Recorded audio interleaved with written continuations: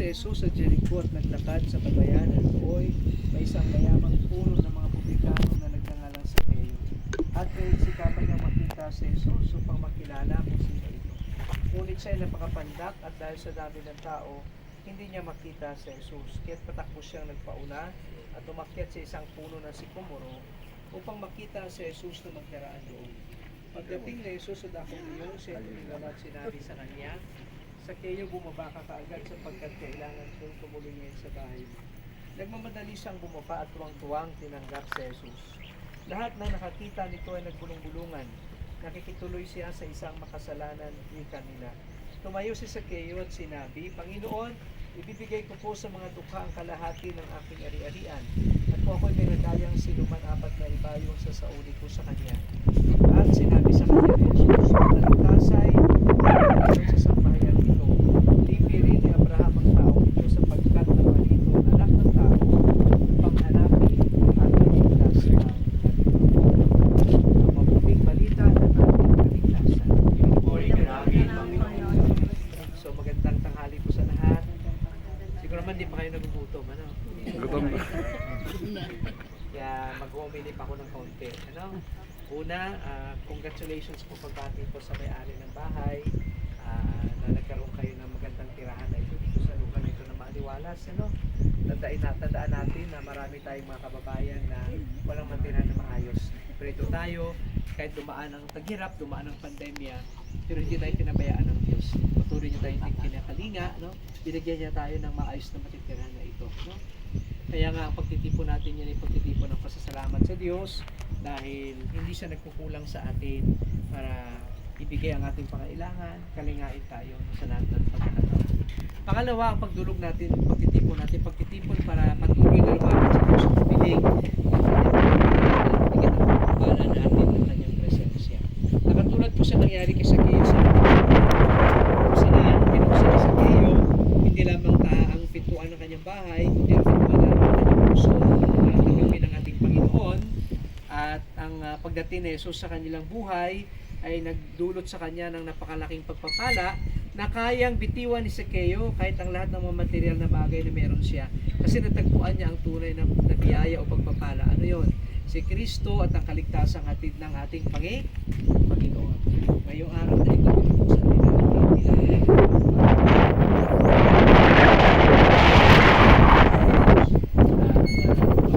kasama natin sa bahay na ito. Kung ang buhay natin bilang mag-anak ay tunay na pagharian ng diwa ng presensya ni Kristo na maghatid sa atin ng pagpapala ng pagmamahalan, ng kapayapaan, ng pagkakaisa, ng pagtutulungan at pag-uunawaan. Of course, ang ating pagdulog sa Diyos ng kanyang pagpapala ay sinasamahan din natin ng pagsisikap ng buhay natin bilang mag-anak ay tunay na pagharian ng diwa ng presensya ng ating Panginoon. Mga kapatid, halina't dumulog sa Ama na bukal ng buhay ng lahat ng mag-anak at sambahayan. Ating itutugon sapagkat lumha kang maawain. Pakiulit po. Sapagkat lumha kang maawain.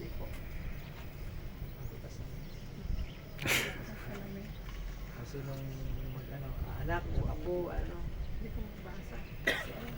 Jog. kapatid, Jog. Kaya mo hindi ko mabasa yung kapatid ko po. yung may-ari po, yung kapatid. Siya magmamayari pag lalaki. Dok, ikaw pala tagapagmana eh. Yan ang may-ari, may pangalan na tatlo yan, sunod-sunod. May-ari.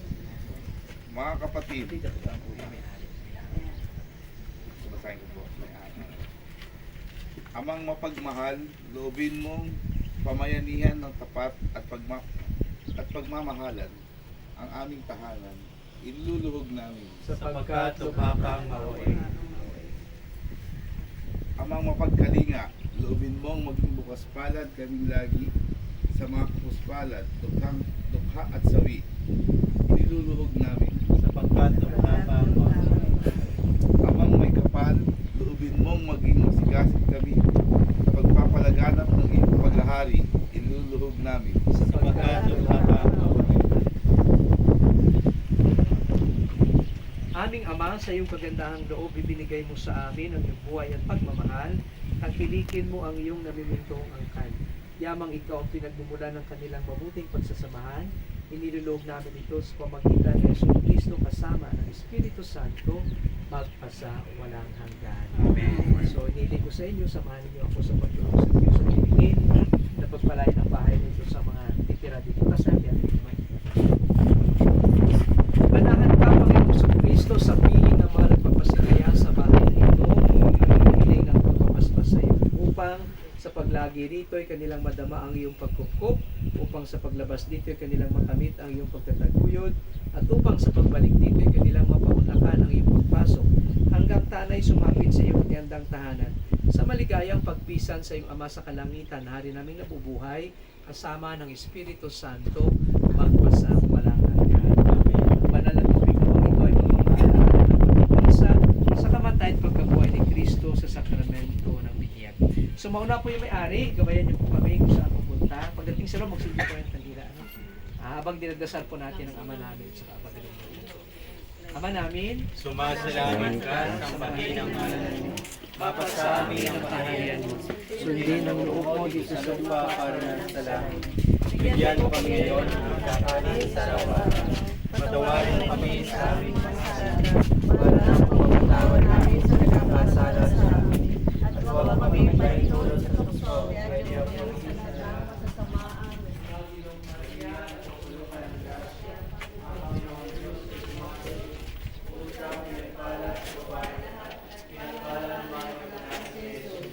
Santa Maria, ng Diyos, pinagalaman mo kaming kasalanan, ngayon at kung kami mamamatay. Amen. Ama namin, sumasalangit ka, sambahin ang ngalan mo, mapasa amin ang kaharian mo, sundin ang loob mo dito sa lupa kanan sa langit. Bigyan mo kami ngayon ng aming kakanin sa araw-araw. Patawarin mo kami sa aming mga sala, para na ang pagpapatawad namin sa nagkakasala sa amin. At huwag mo kami pahintulot sa tukso, at yadya mo kami sa lahat ng masama. Amen. Panginoong Maria, pupuno ka ng grasya, Panginoon Diyos, ay Diyos ay sumasa iyo. Bukod ka pinagpalad sa babaeng lahat, pinagpalad mo ang iyong anak si Jesus. Santa Maria, Ina ng Diyos, ipanalangin mo kaming kasalanan, ngayon at kung kami mamamatay. Amen. Ama namin, sumasalangit ka, sambahin ang ngalan mo. Napasa amin ang kaharian mo, sundin ang loob mo dito sa lupa para sa langit. Bigyan mo kami ngayon ng aming kakanin sa araw-araw. Patawarin mo kami sa aming mga sala, para na ang pagpapatawad namin sa nagkakasala sa amin. At huwag mo kaming ipahintulot sa tukso, kaya diyan kami sa lahat ng masama. Amen.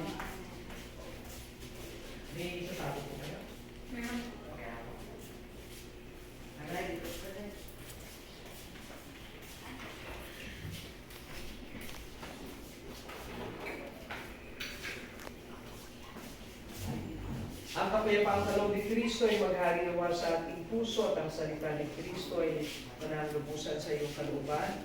Panganuman ang aming ganapin sa salita o gawa ay mangyaring lahat sa ngalan ng Panginoon ngayon at magpasawalaan hanggan. Amen. Ngayon, basbasan niyo po ang mga salapin ito mula sa inyong pagkadaan ko. Naway patuloy bigyan ng kasaganaan sa buhay ang mga anak mong tutulog sa iyo at pamiling ng pagbabasbas pamagitan ni Kristo na aming Panginoon. Sumayin niyo ang Panginoon At sumayin niyo. Malayan kayo ng makapangyarihang Diyos. Ama, Anak, at Espiritu Santo. Amen.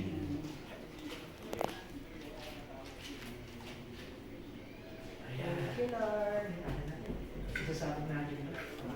Para mapagawa nila, ano? Para gumami.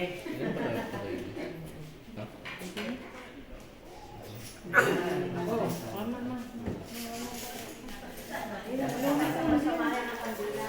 Happy birthday to you.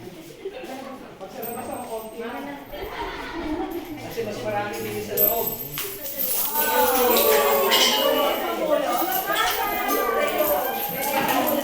Get money, Ton! Get money!